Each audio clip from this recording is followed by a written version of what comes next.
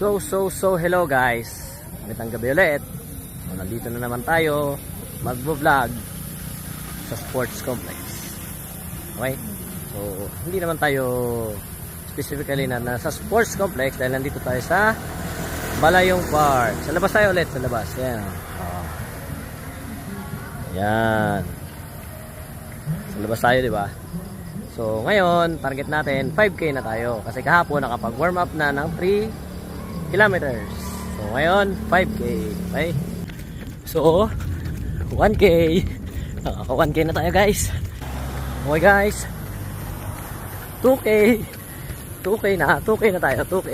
Tayo ay nakaka 3K. Yeah, 3K na tayo. Nakaka 3K run. So ayan guys. 4K na tayo. 4K.